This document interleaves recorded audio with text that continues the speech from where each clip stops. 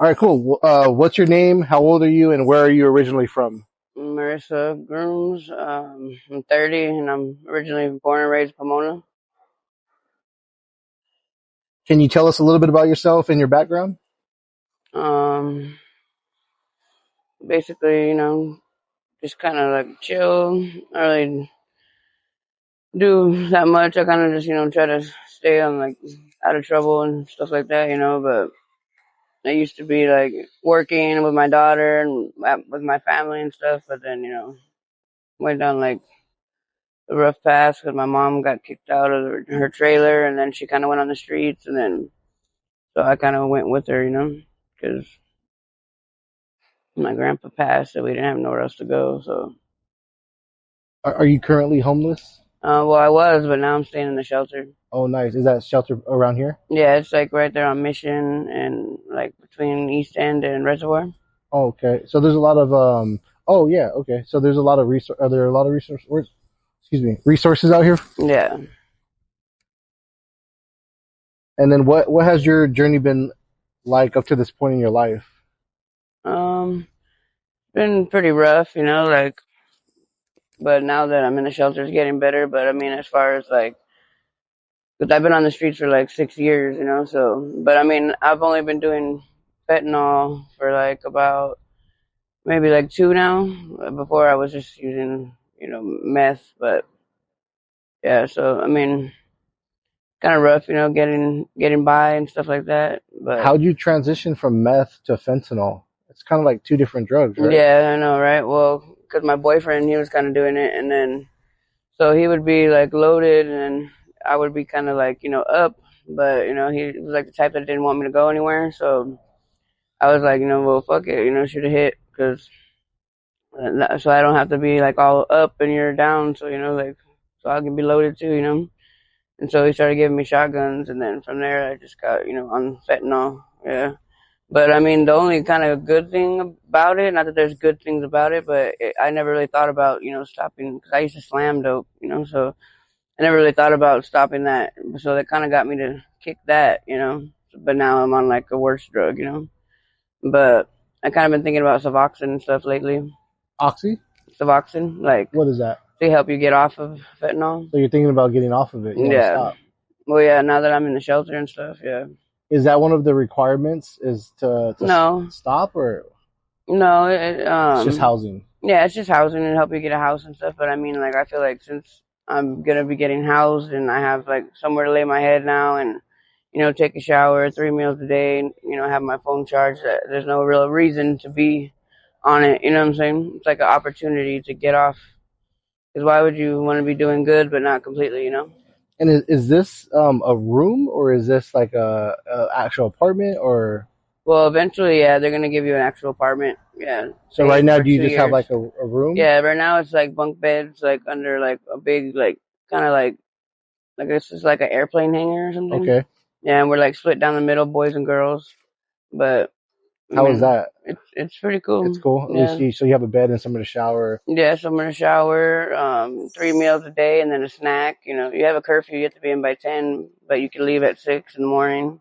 Okay. Oh, Yeah, wow. I have my dog with me, and my dog can sleep with me and everything. So That's good. What kind of yeah, dog is it? she's a pit bull wiener dog. Oh, really? Oh, Yeah, oh. she's I think I've cool. seen you walking this dog before. Maybe she's brown. Yeah. Yeah, Oh, I think I've seen somebody else walking it. maybe my mom. Okay, that's probably it. Yeah. Yeah. Long old pit bull, huh? It's just a Well, she's long not real body. long. She looks like a puppy, but Yeah. I think I've 30-year seen old. it. She'll be like a puppy for life, though. Um, and maybe you answered this in a different way, but how did you find yourself in this situation? um, well, basically, like my mom went to the streets, and because we don't really have much of a big family, like so she was in the streets, and then I had lived in Victorville, but then some stuff was happening, like where my friends were like trying to like take my daughter from me, so I ended up taking off from there and then came out here and my mom was on the street, so I just stayed with her, and I had to give my daughter to someone else temporarily, to because she couldn't be on the streets with me, but so basically my mom's been on the streets, but I kind of, now that I got in the shelter, I had her come with me, so I kind of have to, set an example for her now. So, do you currently have custody of your daughter? No. No. Does your mom have custody of her? No, somebody else. She's like right now she's in foster care, but she's doing good. She's Oh, like that's good. 12. Yeah, You still get to see her? yeah, and Okay, talk to talk to her, her. and you have a phone, right? So you can Yeah. call her.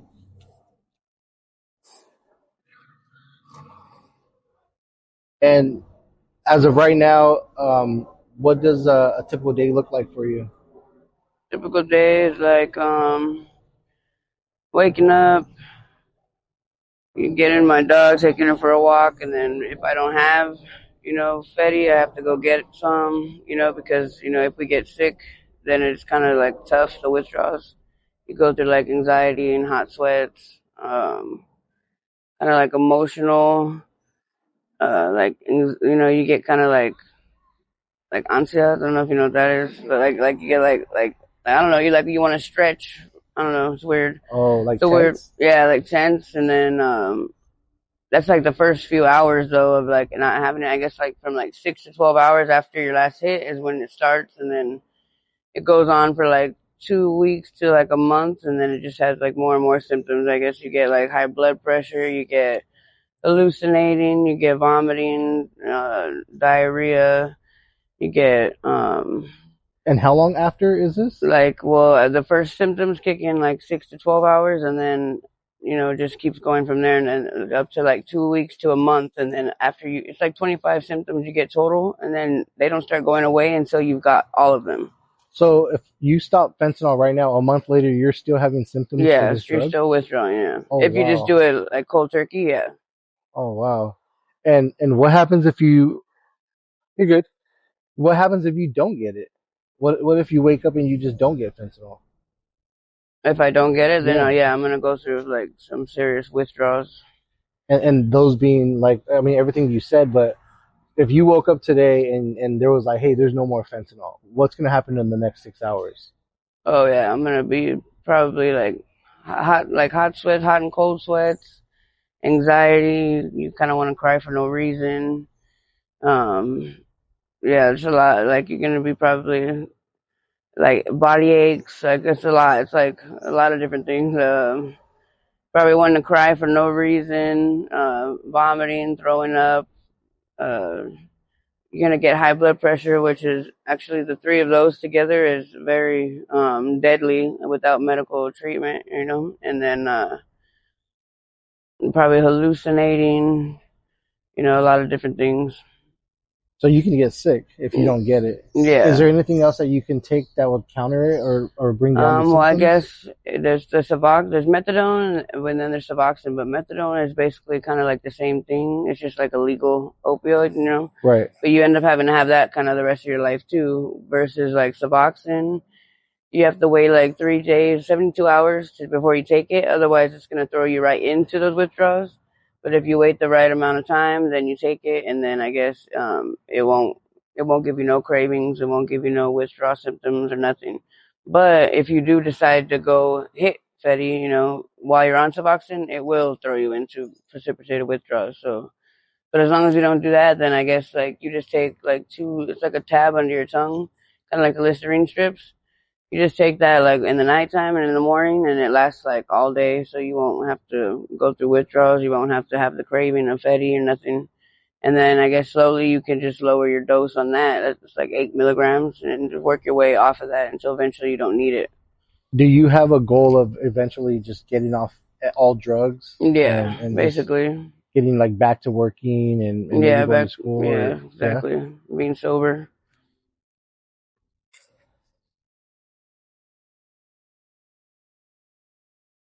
Okay, what's something that you hold on to while you're out here? Because obviously it's really hard out here, and what's something that positive that you just kind of hold on to? Basically, not letting the streets change me. Like a lot of people out here in the streets, they tend to come up or do people dirty or steal just to get whatever they need, and I kind of just try to stay positive and not let people or around me or like not allow myself to be like them or like that, like kind of just stay like with the heart, and then just not do like all the things everybody else has to do to get it, you know, just stay positive and know that anything that I really need will come to me, you know. How do you make your money while out here? Honestly, I don't really have a hustle like that. I don't know. It's weird. Like everything that I need, I somehow just get it. Like it just comes to me, I guess, you know, from just being positive. It's like kind of like a mental thing. Just being positive. Like my mom helps me out a lot too, but I don't really do anything to make money. I just like, you know, people give me something or Somehow it just comes your way. yeah, somehow it's crazy. It's kind of like mind over matter, you know? So in a way, you're blessed, Yeah, right? Because exactly. I think when you're out here and you're like you hit rock bottom and things are still coming your way, I think Yeah, that's a blessing. exactly. So I appreciate that. Have you received any help or support from any of your family members that you do have, other Um, than your mom that you mentioned? no. So it's just outside of your mom helping you, there's just nothing out here. Yeah, nothing. What would you say the hardest part of your current lifestyle is? The hardest part of my current lifestyle right now is probably, you know, being without my daughter and then, you know, seeing my mom out here too. And then, you know, like basically that's all we have. I have my sister and two brothers. One's in jail in Arizona, and then my younger brother is with my sister in Corona, and she just had a baby recently. But they're all good, sober, and doing great, you know.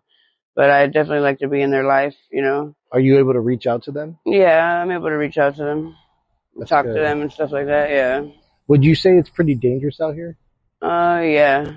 Yeah. Probably more now than it was before. And then what makes it so dangerous out here?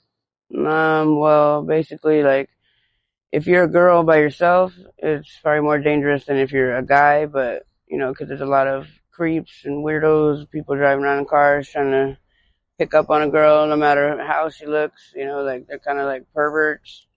You can, depending on where you lay down and go to sleep, you know, there's a lot of, no matter where it is, there's always people that are going to pass by when you're asleep, you know, that could either mess with you or take your stuff or even, you know, I had an experience like right here on the next street right here. Me and my boyfriend were actually sleeping with our dog in a tent and we woke up to, a black male in our tent trying to lay down next to us, you know? Oh wow. Yeah, and we had to chase him out and down the street. So, and that was like, you know, even with my boyfriend in the tent with me, you know, he didn't Right. care. So, just imagine, you know, being by yourself sleeping. So this for a woman is pretty dangerous out here. So Yeah, you kind of have very. to have a boyfriend to protect you, or Yeah, and then even then, you know, it's still dangerous. You right. know. Yeah. Have you ever had anything like that happen where you were by yourself and something happened to you? Yeah. One day I burned out, like I was real tired, and I had been going for like maybe like 6 days, literally, and so I had fell asleep on top of the reservoir bridge right here, and yeah, I guess, and I didn't know that it was happening though, but I guess some people had seen, and I guess some guy was trying to like, you know, like fondle me and wake me up and mess with me, but I never woke up, you know, and so finally when I did wake up, there was no one around, and I guess I had to hear from like people talking about it, like that actually that was happening, you know. I didn't actually know myself. Have you ever seen anything like really crazy out here where that also like on the topic of being dangerous? Um, well, yeah, like there's people like ODing, you know, left and right. Which I saved like probably like 6 or 7 lives already. Um, and then other than that, just not really too dangerous like that. But I mean, I've heard a lot of stories like, but actually seeing myself, no, just like probably like ODs. Yeah. And when you say you saved 6 or 7 lives, how'd you do that? What'd you do? Well, a couple of them with Narcan, and then a couple of them is because my grandpa he used to do like China White way back in his day. So once he found out that I was, you know, using needles and stuff like that, even though it wasn't with heroin or nothing at the time, but he knew that if I was using needles, then I was going to be around people that are using needles and possibly using heroin. So he told me that if anybody ever ODs in front of me, that you can hit them in the muscle with salt water, and that'll bring them back to life no matter what, even if you don't have a Narcan or nothing, you know, either in the vein or in the muscle. And that'll, if you can just hit them with that and walk away, and no matter what, they're going to come back. That's good. Yeah. So it's something if you're out here smoking fentanyl, there's a possibility that somebody in the group might overdose, and you Yeah. guys seem like you guys are kind of ready for that. Yeah, for the most part. But then again, sometimes you're around people that don't even really care if you do overdose. They'll Really. probably just walk away from you. So you definitely have to make sure that if you are using, you're around people that you probably know will help you out. Because there's probably some people that won't because they're probably scared or maybe they don't have the proper utensils to bring you back. Yeah. And when you have a Narcan, is that for you or is that for anybody? Honestly, it's for my dog, Oh, but really? yeah, because it's possible for your animal to get fentanyl very easy. If somebody drops it on the floor, because there's been times where it wasn't. I'll wait for the train. Yeah, there's I been know these times trains are where loud. I know. There's times where it wasn't even my fentanyl that I had dropped. It was just for me walking from like my tent to my mom's tent, and I guess there's a lot of traffic, so people drop stuff. And my dog loves smelling everything on the floor, so she ended up actually getting a hold of some, and so I had to hit her with a Narcan, and it works real well for people and animals, though, especially because animals they just kind of like snap out of it. Wow. So you actually saved your dog's life too. Yeah, Yeah, that's crazy. I've yeah, never heard of anything like that. yeah. All right. So if you can go back and give a younger version of yourself some advice, what advice would that be? Let's see, it probably would be to probably like get into like a shelter or somewhere like sooner I'm talking about before all of before this all that. started. Oh, Yeah. before I'm all talking this about you're started. in school, you're going to school every day. Yeah. Um, I probably would have maybe just like just try your best just to to keep going to school and no matter what and just keep a roof over your head. Regardless. So if you're have a job or you're going to school and you have like income coming in or anywhere that you're able to stay indoors, just do that. You know, But you said your mom went out on the street, right? And then yeah. you had to go with her. Wait, how young were you there? I was about 18, but I Okay. wasn't I wasn't working or nothing yet. And then actually I had moved with my friends, yeah, and I was working there, but they were just like like taking all my money. Like basically I had to pay them everything I made, and then it came to a point where I ended up getting with my friend's cousin, right? And he's the one that really originally started me like slamming dope, because I wasn't doing drugs at all. I was just like drinking on the weekends, a little bit of beers, and then doing weed. So he's the one that actually had got me started on the drug. And then he started tripping out and all this stuff, and we would be fighting. So my homie and his wife would be like, "Oh, well, just don't worry. We'll watch your daughter. Just go outside with him so he's not arguing because we don't want to get kicked out." You know what I'm saying? And so that's what I would do. And then eventually it got to the point where I don't know how, but because I don't have anybody that would have sent like a sheriff out there to go because we were in Bloomington to go check on my daughter. So it was like kind of fishy to me. And so I believe like my homegirl was like trying to actually like maybe try to get her taken away from me, and then she was gonna try to take custody. Right. And so I was like, no, like I can't have that because it was weird. Like the whole like everything that was happening in that house was weird, and these people weren't even on drugs; they were sober, like So I just had to get out of there. And so I had to come down here and be with my mom, because she was on the streets, and that's because we don't have a big family. We had my grandpa. My grandpa passed away last year, and he was only renting a room. So my mom's all I really have. And if somebody was to watch this video, who would that be? And then what would you want them to hear from you? Honestly, if someone was to watch this video, I would say anybody that was probably thinking about maybe trying fentanyl or, thinking it's fun to be on the streets, because a lot of times people want to be like independent or they don't want to listen to their parents or they want to try, new things. Because I've heard a lot of people actually say like, oh, let me try it. And I'm like, nah, you're not going to try it, because it's like, it's not something, whether it's any drug, fentanyl, dope, slamming, or even just like, being on the streets and doing whatever the hell you want. Like, it's not worth it. It's not something that is really fun. And now I'm starting to hear younger and younger ages. What's the Yeah. youngest that you've heard doing these drugs? Probably like, I mean, they look like they're like 16 or like 15, but I guess they're 18 supposedly. But Supposedly, yeah, I guess, and I always ask them like, how did you guys get started on fentanyl? And they're like, oh, off of perks, so, right? and that I would say it would have to come from like, honestly, like music, because you know how like a lot of music's like, talking about like, Percocets and, codeine and Hmm. drinking like that. So I think that's how like the younger people got started on it, because if that's how where they go from the music to like codeine, sipping lean, and popping perks. But then after the pills, they don't feel it no more. I guess the highest thing up there is to now go to fentanyl. So And fentanyl used to just be something you would kind of mix into the the drug, and drug, now it's yeah. like people just want the fentanyl, right? Yeah, exactly. And then also, I guess that fentanyl there is also used on animals to do surgery. But the difference is with that is like they have like oxygen on them the whole time.